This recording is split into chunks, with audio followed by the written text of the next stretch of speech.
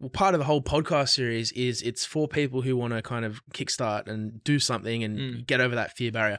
I mentor a lot of people who, I'll have to talk them through like overcoming fear, overcoming doubt. Don't beat yourself up. It's okay to fail. You need to embrace it. Like, if we step back and kind of assume like, you've let's say you've got a different view to post creating all these businesses and all these companies, like, what's your best advice to people who are in that dark place and they are isolating themselves, they're going through a hard time, they think nothing's going to work? Like, how would you talk to someone in that place now?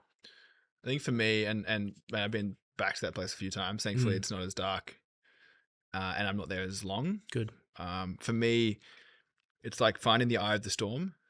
Sometimes when you're in a storm, you can be in the perimeter of the wind and you're just like getting smacked in the face by a flying tractor, and there's another one and it comes around and you look around and you're going like, and you can feel the resistance. You can feel the wind against your skin, but you keep finding and you keep searching and you find the eye of the storm, which is shit's going on. Like there's flying tractors around. You can see it, but that you're standing in the middle and you can watch it all, and you're not getting the resistance from the wind. And I think for me, trying to get to that place where you've so centered and grounded, and it's a place of fortitude. It's a place of equanimity, which is like, even though there's really, really rocky seas, like you're steadfast in the North Star, you're steadfast in the compass of where you're heading, and you've got control of the rudder. You're talking about finding like the calm within the chaos? Yeah, definitely. And it's finding comfort through discomfort. That's a big one. That one's hard. Like when that can be practiced. I think that's a skill. I agree. And I think it's not, people get born with it or not. Maybe they get born with like naturally slightly greater ability of it, but it's definitely a skill. And I then go, okay, how do you break that skill down?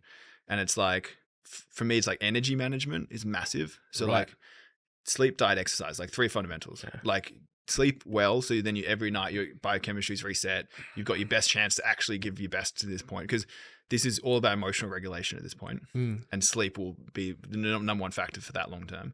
The second is diet. Like, are you actually fueling your body with shine and nootropics?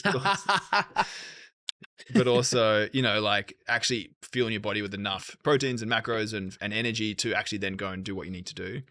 And then third, exercise. Like, there's no better biohack. I cannot agree more, man. Than exercise in cardio and weights, once a day for 30, 40 I've never minutes. forced myself into the gym and walked out saying that sucked. Ever. Yeah. In my whole life. You never regret it. No. It's never a bad idea.